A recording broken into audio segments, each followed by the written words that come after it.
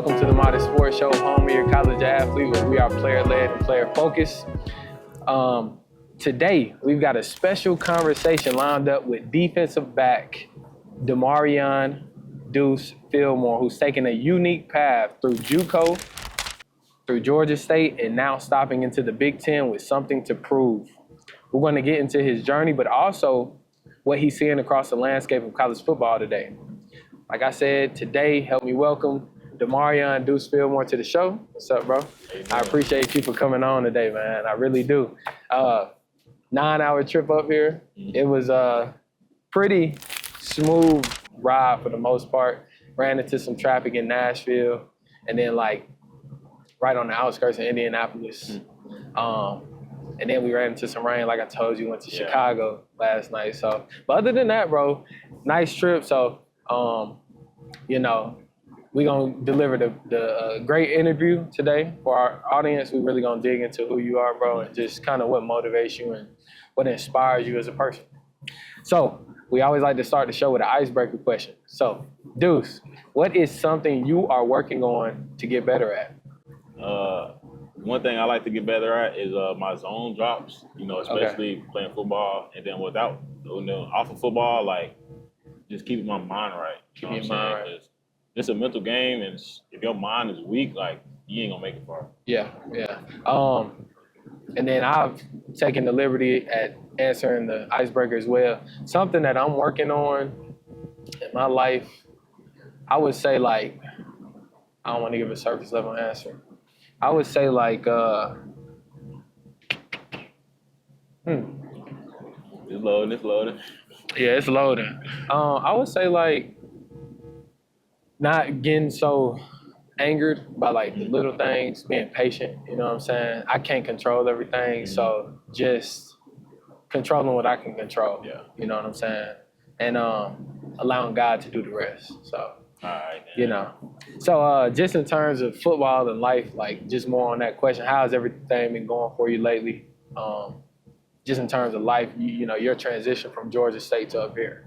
I'm blessed, man. That's every time somebody asks me, I say I'm blessed because I am. Like I said, I'm here. God put me here. He gave me the ability, and I ain't never been hurt. You know what I'm saying? So I'm blessed to just be able to go from JUCO to here and not have no injuries, not have no red shirts, not have nothing like that. Yeah. When I was looking at your profile, it was kind of like a smooth transition. Because I know normally I didn't start in JUCO, but it was like prep school for me. Yeah. And so, like, I do understand that timeline, especially when you're starting there, it can be kind of lengthy, multiple red shirts and 6-year senior and all that. You've been, like you said, blessed to kind of have just 5 years, because you were class of 21, right, out of high school? 23. Class of 23? Yeah. Okay, 23, 24, 25. So you're just a 4-year senior? Yes, sir. Okay. So just in terms of that, that natural transition, like, what have been some of the things that you've been doing this spring as you transition from, like, the lower level D1 to now you in big boy ball? I do a lot more recovery up here. Okay. Because JUCO, you got small stuff. They really just icing it though. But up here, you got the chambers, you got the saunas, you got the hot cold tub treadmills, all that. So it's just so much more stuff up here to do and help you recover. So, like, just more on that, what are the biggest things that you're enjoying coming from, like, you starting at JUCO, Mississippi Gulf Coast, to now being in Illinois?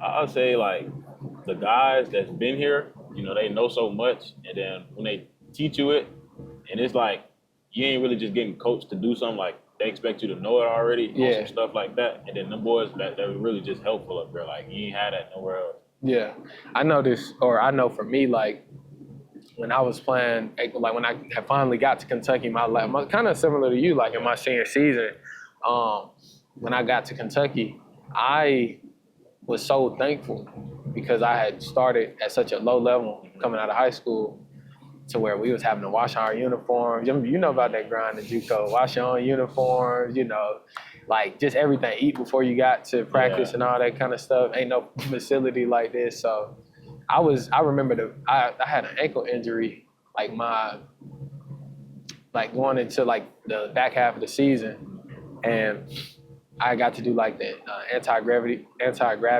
treadmill, you know what I'm saying? Like the underwater treadmill and stuff. So it was just like, it really had you reflect on your journey and be like, man, I'm so thankful. Yeah, you know what I'm saying? So blessed, man. Yeah. So blessed. I mean, speak more on that. For you, kind of like, what are those internal, intrinsic thoughts that you have as you might run out the tunnel, you know, run out here for practice? Like, what do you be? I mean, you know, I'm just like, I'm from Mississippi, and then you get here, you see all this. I'm like, you know, I ain't never thought I could do that. Yeah. You know, especially when you see everybody else on TV doing it, you like, dang, no, I'm really like, I'm still playing college football, you know what I'm saying? And I got a real shot, like, to play, you know what I'm saying? That's real. I mean, what is it like now you on a video game?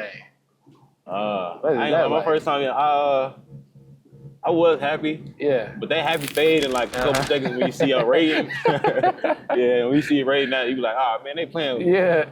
What's your overall rate? I know when I started off, I was like a 52. What? At Georgia State? Are you still at Georgia State on the game, or have they transferred? I transferred my thing here, but at the end of the season, I was a 75. Okay. Yeah. Okay. Work. But I don't know what they're gonna do now though. They be playing back there, bro. So I mean, man, I just want to kind of get into the foundation of it, right? So coming from Biloxi, how did football start for you? I was playing because my brothers and them was playing, but they stopped playing a while ago. I just kept playing because I just wanted something to do. Yeah. You know what age did you start? I think I was like 7 maybe. You know, a little young ball playing. These were your big brothers? Yeah, they older than me. Okay. 21, the other one, the middle one 22, then the oldest 23. Okay. So kind of talk to me just briefly in high school, because obviously you took the JUCO route, but so clearly, you know, that means the recruiting probably wasn't what you would have liked at the time. Mm-hmm. And so in high school, what did that look like for you? Shoot, high school, I had like 4 JUCO offers, 1 FCS offer to Nickel State. Nickel State? Yeah, okay. But they ain't had the best seasons before that, so I was like, I'm going to just, you know what I'm saying, test my luck at JUCO and see what I do. I mean, you kind of took a shot, you know, or bet on yourself, so to speak.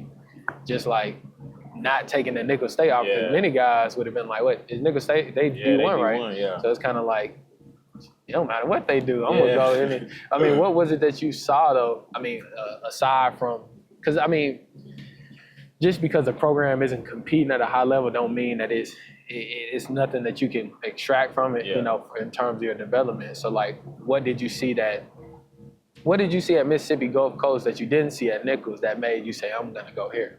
I mean, you know, Nichols was like it felt like they were just doing their job to recruit you rather than like Gulf Coast. Like, I met a guy, Coach McDougal.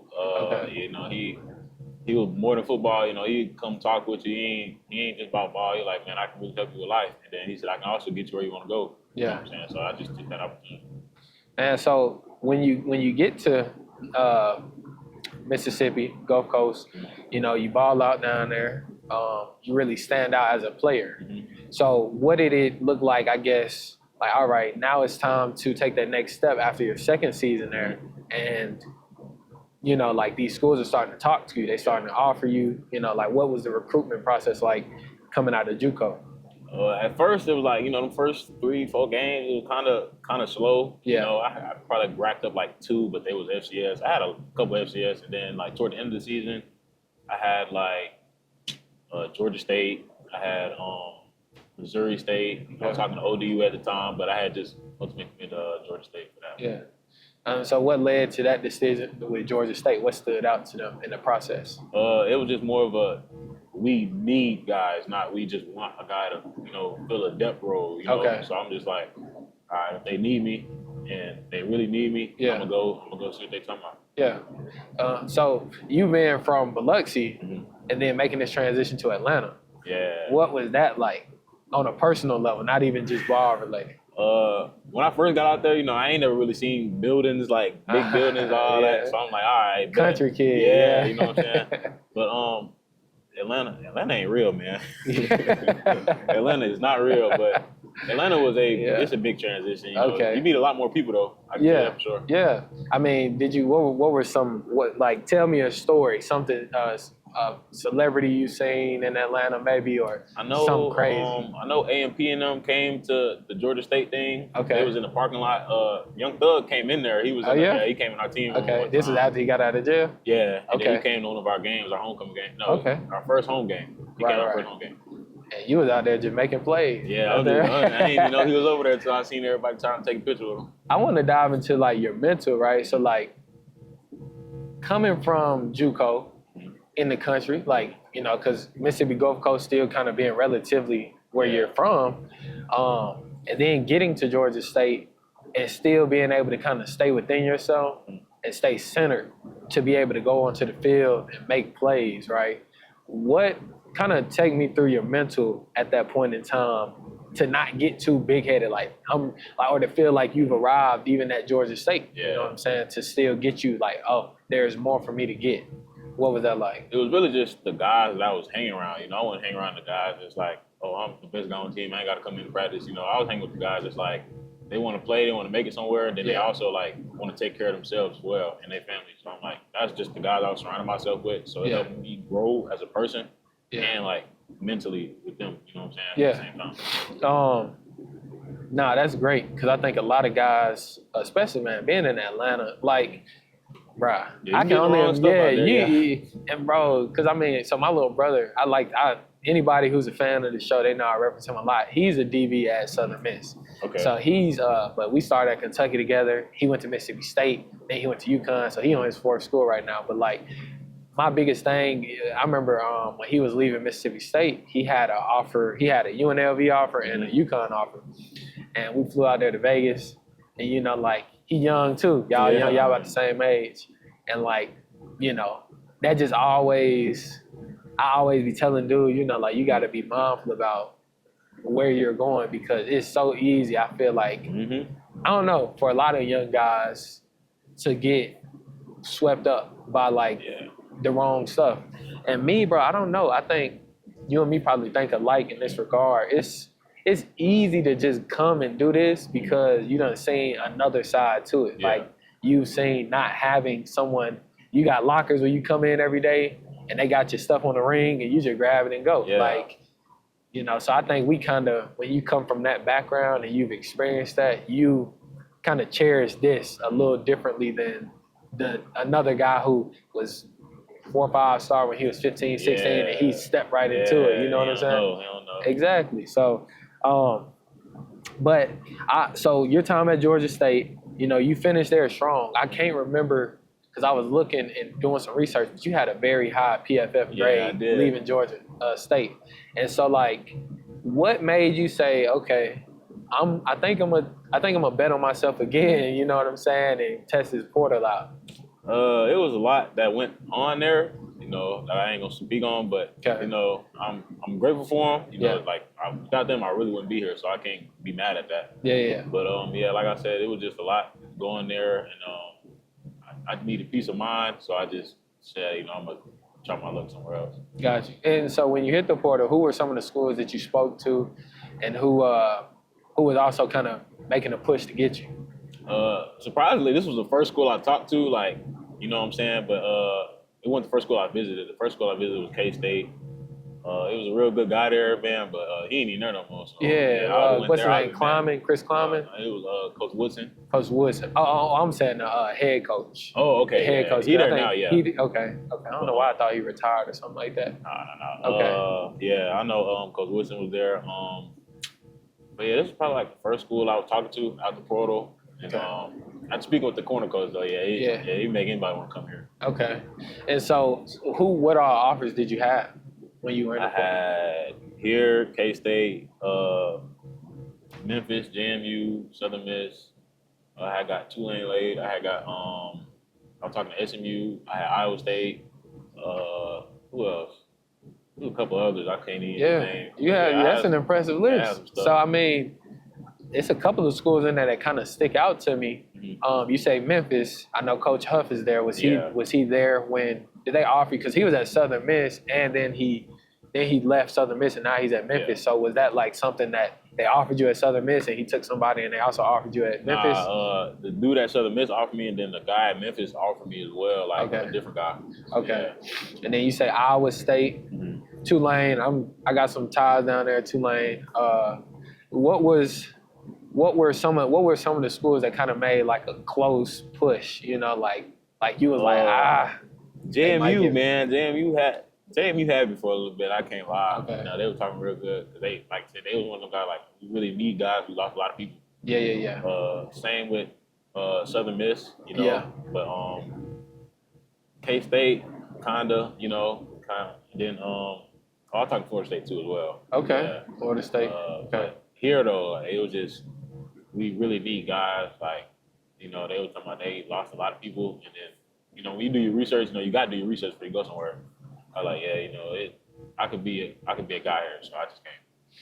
Aside from the need, because I think it's pretty word I want to use. It's pretty like familiar with teams, especially this day and age, man. A lot of guys moving around, so everybody needs something, or at least the coaches is gonna tell you we need something. Yeah. You know what I mean? A lot of times it's really just they got a guy in the room that they want to challenge, so they like gonna bring somebody else as a formidable opponent to get something out of somebody else. But for you, aside from Illinois needing people, what did you see about IU that was like, for me, not what they need, but you know, they have something that I need as well? What did you see? You know, they have some good DBs come through here too, so they got a good track record with that. And they know a lot of coaches in the NFL, so I'm like, you know, all right, you need me, I need you to help me get to where I want to go too. You know what I'm saying? So with that being said, like, y'all know coaches, and I'm trying to get on y'all so y'all can help me get to them. Yeah. So that's why I came. Because my guy that plays with the Seahawks, what's his name? Corner, plays with the Seahawks. He came out of here. Now that you mentioned that, Witherspoon? I can't think of his name. He's a corner for the Seahawks right now though. Devin Witherspoon. Yeah. So that just hit me when you said that. Yeah. And so, okay. What are some of the biggest differences?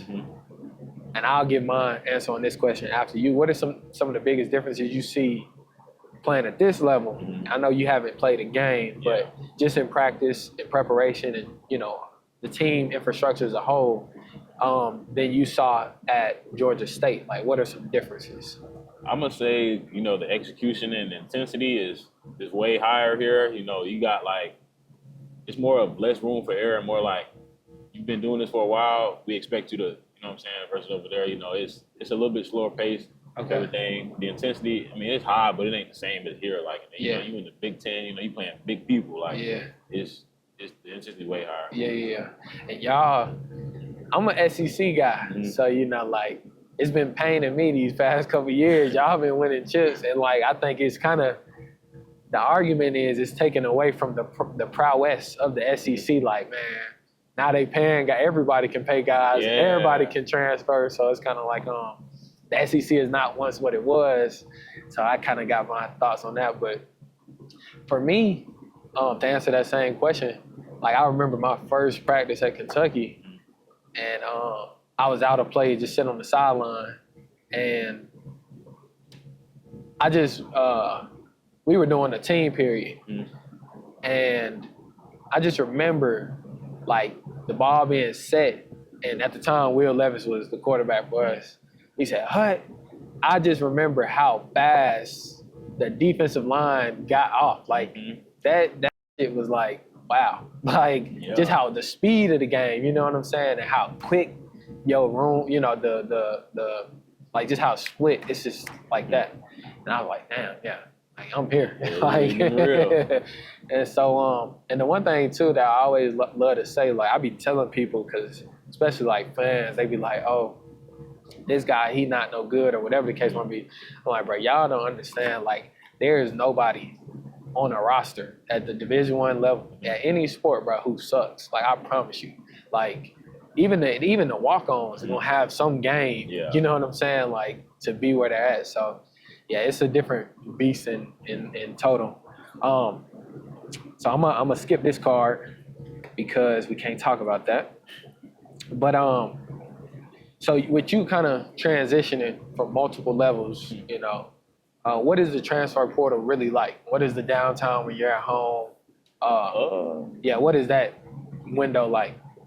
Well, since ours was so small, it was like what 2 weeks maybe. Yeah, you ain't going home, bro. Okay. So I was on flights from school to school. Like I ain't go home. Like I left to K-State on the 3rd. I ain't get home till like I came here on the 7th. Yeah. I didn't get home till like 2 days after that. Like you know what I'm saying. So it's just a lot of flying and seeing, and you only getting recruited for like them 2 weeks. So you don't know who door you walking into for real. Yeah. So it's like, dang, I really gotta see what see what I need, but Gotta also be get sharp. up out of here quick because Yeah.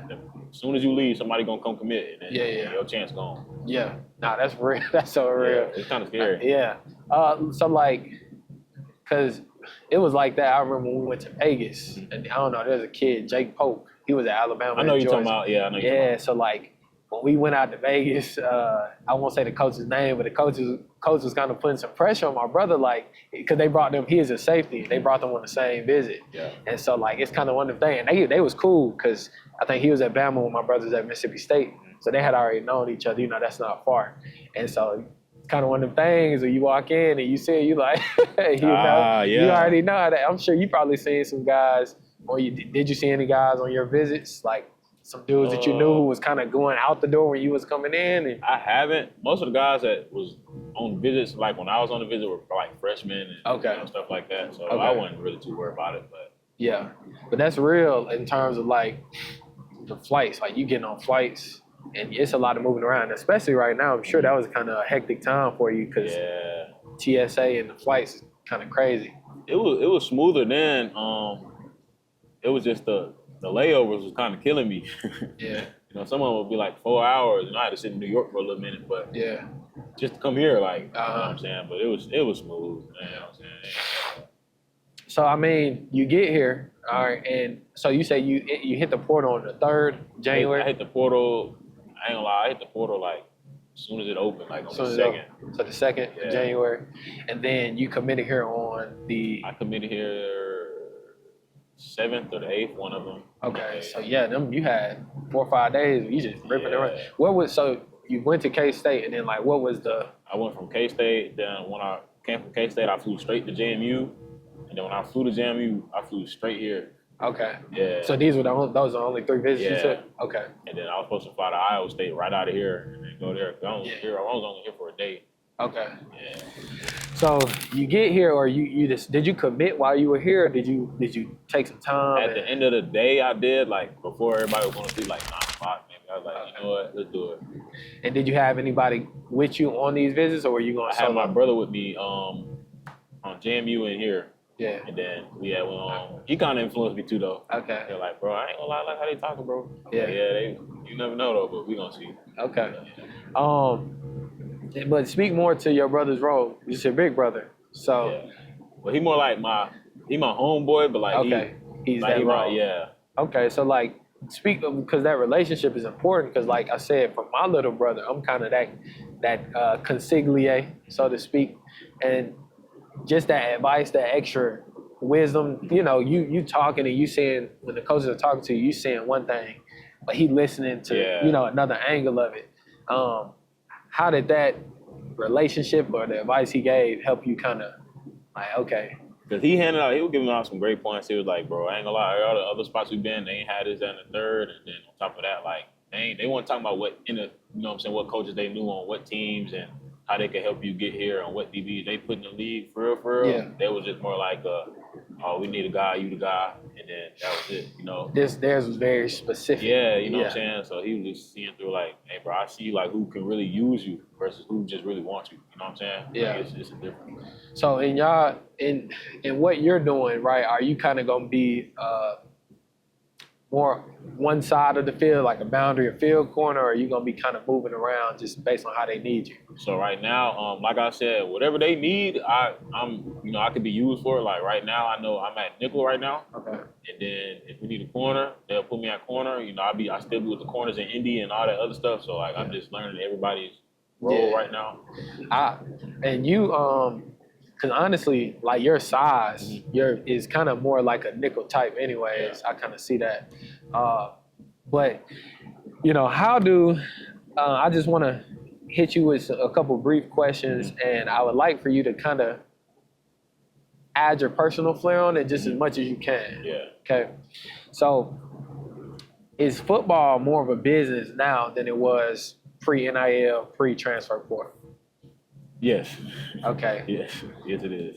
And what makes you say that? I feel like now, once you get now money can, a young guy ain't never had money before for real. So if you just pay him to do a certain thing, and that's more like a business aspect, now he got to pay taxes and all this other stuff versus before, when I wasn't getting it, you were just worrying about playing football and getting to a school. Like you wasn't caring about the money wasn't, what I'm saying? The team wasn't fighting over who getting more money than them. Third. So it's just more like that. Okay. And that's actually kind of, guys, I hope you guys are taking notes because the first thing he said is taxes. I can tell where your mind is at. That's a very mature answer. So how do guys actually view NIL right now in the locker room, amongst your buddies, amongst the team? How do y'all view NIL? A lot of them boys older, some of them boys older, some of them younger ones, you can see they ain't never had money for real before, but mostly for the older guys, we just view it as like, shit, I got it, but like I ain't trying to just go blow it. Like especially dudes I be around, they be, they just be chilling. They don't be wanting to really go do stuff, to save your money. And for me myself, I know I've been trying to like make it grow without using it for real. Like I've probably spent here probably $600-700. Yeah. Like I know I done got a credit card and all that other stuff. I done got a high yield savings now. Like you can do more when you get more. You know what I'm saying? So it's just like I'm just trying to do stuff like that. But the locker room, like they be chilling for the most part. They don't really be too stuck up on it. Shoot, everybody in there getting it. So it's like ain't no. It's no secret. Like we all know everybody getting it, so it don't be true. Okay. This is a good one. Are guys committed to teams or opportunities now? You got some guys that's bought in to the team, and then you got some guys just looking for the opportunity. Hey, I'm trying to get more paper out these guys, so I'm gonna go here. And you can see it in the demeanor, you can see it in their play style. You can just tell it on a person's face, like who really want to be here and who really just want something done for them. You know what I'm saying? I'm gonna speak candidly. This is nothing to do with you. Bro, me personally, and this is to the entire, because I go from school to school. I'm all over the place. Honestly, bro, I blame the coaches. Because they're enablers. They are, yeah. And like they see a dude, and this is not Illinois University. Illinois University does not do this. They do not. They have great coaches. However, a lot of these other schools, bro, they're enablers. They see a guy, and it's almost like they hold the coaches hostage. It's like, and the coaches allow them because, okay, let's say this guy has a certain skill set, all right, and this guy, he understands, he's aware, like they need me. So as a result of that, if I don't get what I want, I'm a bitch and whine, and I'm a not run off the ball. I'm gonna show up late to my workouts, to my meetings, and so like. But that's why I have a lot of respect for the coaches who say, man, I would rather take this 2 or 3 star who's going to work hard, who's going to be on time, show up, you know what I'm saying, hold himself accountable and his teammates, than this 10 star or whatever who is got, elite, but, he a diva. Yeah. So, this is just a little, note to the landscape as a whole. You got any thoughts on that, or? I see you thinking. I don't know. I know if I was a coach, like I would have to see who gets what after like spring, going into summer. Cause like, all right, cool. Now I can see you gonna work for this. You can really do. Like, most of them guys that get stuff just off their background or what school they went to or where they came from, and then come here and then BS. You know what I'm saying? Like they don't be caring, and it can't be fair. But at the same time, life ain't fair either. So you get what you get, bro, and make the most of it, though. Like, I can't be mad at what another man wanted to give another man. Yeah. I think it's crazy because and like earlier in the interview, earlier in the conversation, you spoke to like the professional aspect of how, you know, it's like kind of more turning into a professional sport. Yeah. I think that the only guys who should be like compensated based on potential is when you going from college to the NFL. Yeah. But like compensating a guy when he's going from high school to college is insane. That is wild. And then in some cases they'll get him more than the guy that's been here, you know? Like, bruh, that's crazy. And so like we have our player style conversations like this when I'm traveling, but I also have like where I'm in the studio and kind of just talking more like as a journalist. And bro, it's insane to me, bro. I don't care, bro. People may feel the way about this, bro. I do not think a player should come out of high school making no kind of money, bro. You ain't earned it. Like, you have not earned it. I know they might feel the way about that, but they might. But like, or if you going to pay them, you can't give them what you will give like your second string or your first string. You got to give them like, bro, they gotta earn their stripes. Yeah, you know what I'm saying? You give them something small, you know, like an extra 1,000 or something, you know, let them be like, all right, this is what it look like if you do what you need to. And then, you know, kind of segueing, how do you feel Illinois or, you know, Georgia State, or just any school that you've seen or been to, how do you think they actually, now that we're in the NIL era, how do you feel like they prepare guys, like we paying you, but we're also gonna prepare you financially to be able to, you know, do right by this money? I mean, they don't really tell you, like, they giving young kids money, they gonna be like, hey, don't blow it, you gotta pay taxes. Then, you know, leave it at that. You know, a lot of guys don't really be like, all right, I gotta sit down and really financially advise. Some guys in there do though, like I know Maurice do, you know, Maurice, he's smart, but he an older guy though. So it's like some of them young boys, they'll go blow $400-500 on the tattoo.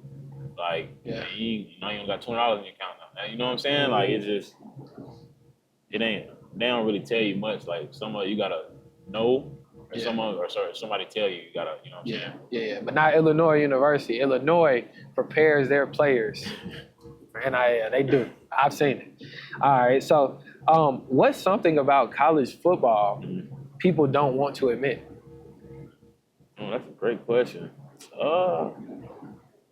They don't want to admit? Yeah. I might get back on that. That's a great question. That's a good question. You want to circle back to it? Yeah. Okay. I think this is a great question for you. What separates guys who make it versus those who don't? Mindset.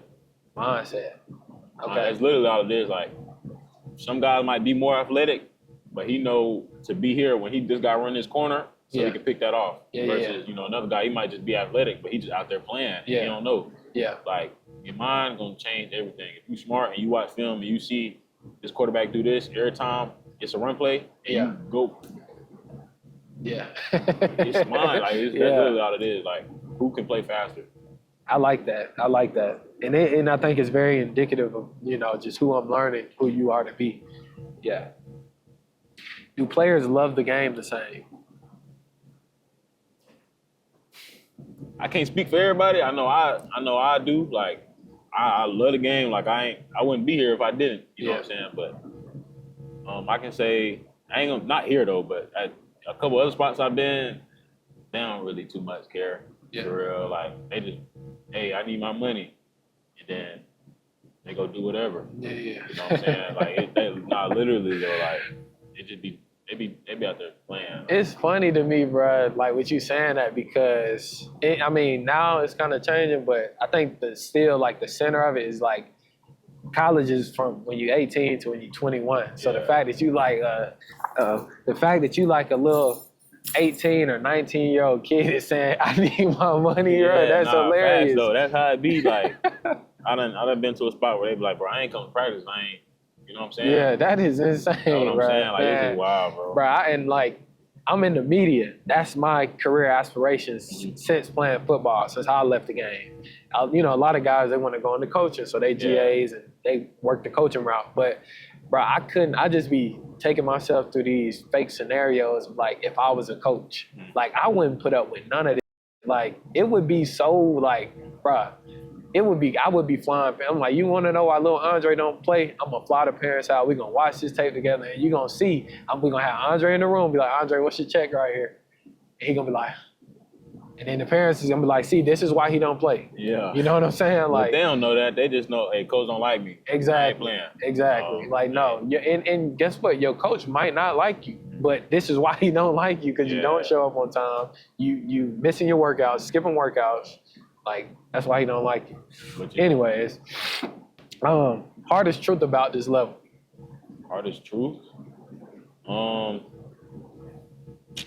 don't know if it's a hard truth. I know this is true though. Like, a lot of guys see a status and think they are way better than what they are. Like a figure of untouchable. Like, nah, they're not untouchable. They are regular humans. Sometimes they don't even be what they be. Like, they just be with a guy who don't know what he's doing. Yeah. So that he just all that. Like, I think that's the truth that I want the young guys to see. Like, bro, it ain't what you think, bro. Like, yeah, man. Football. That's crazy that you say that too, because again, when I was at Kentucky, the first thing I noticed, it's like, and I think a part of it, bro, because like you being from Biloxi, I'm from a small town in Alabama, Clinton, Alabama, and you know, when we like growing up, right, you got the video games, so it's like making it larger than life. You got social media. It's like the media team do a great job at just propping them up, like, wow, like, oh my God. But the truth is, I've learned over the years, bro, it's like humans run these organizations, like real people, like you said. So that was like the first thing I got to Kentucky. I'm like, man, I'm studying this guy. Like, we like, bro, you know what I'm saying? Like, he might be better at me than this. I'm better than him at that. So, like, don't, like you said, like, kind of like your idols becoming rivals type thing. Yeah, you know, it be all in your head. So I want to come back to this question, right? What is something about college football people don't want to admit?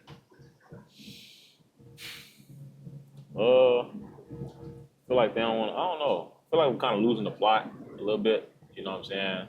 College, you're supposed to play, get to the league, and that's when you know all that. Yeah. And for right now, like I said, it's a lot of, they're going to play who they pay instead of the guys who actually need to play, you know, and that's how that works. So I feel like that's what we're losing right now as far as the game itself. How do you what's the combat to that? How do you push back with, like, you know, like I said, when you have coaches who are kind of enabling it, but also at some of the biggest universities, this is happening, and like they're also being successful as a result of that. Like, you may not have an answer to it, I don't know, but what is the pushback?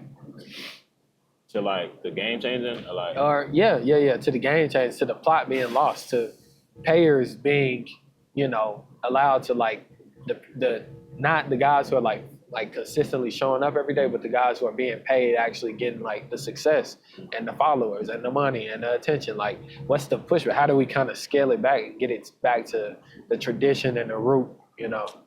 Truth be told, I don't know if we can. You know, that might just be something that happens over time. Yeah. You know, the more advanced stuff get, the more things go up. You know what I'm saying? So like, we got so much social media and stuff now. Like, they probably ain't never gonna come down as long as they playing at least college ball, at least, and they doing what they need to. They gonna stay up. Yeah. You know, it ain't nothing that can really bring that down. Yeah, that's real, bro. All right, so now we are going to get into teammates, some teammate questions, fun little questions. All right, just kind of superlatives. So for starters, who is the strongest on the team? Or no, this could be the team, this could be your position group, either or. Who is the strongest you've seen on the team?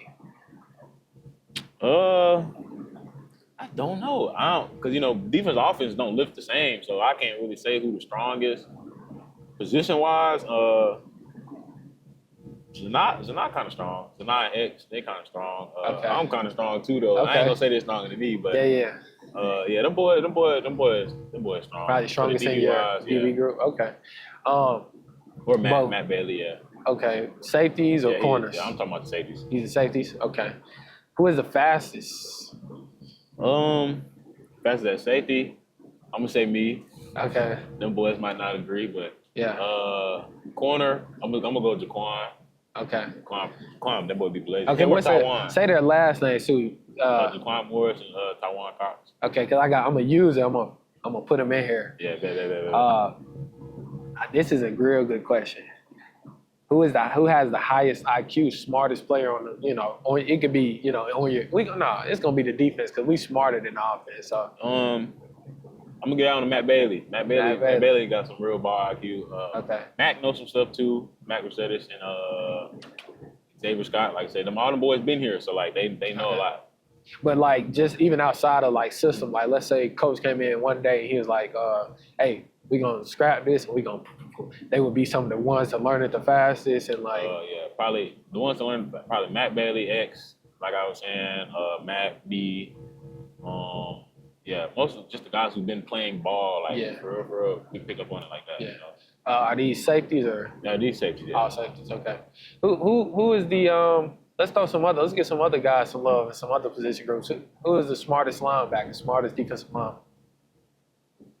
Ooh. Like who is somebody when you at nickel to the field and you look and you see your mic next to you, like I see I think Ish in the boundary, but I'd be seeing Ish a lot. I don't know how to pronounce his last name, so I'm just gonna say Ish.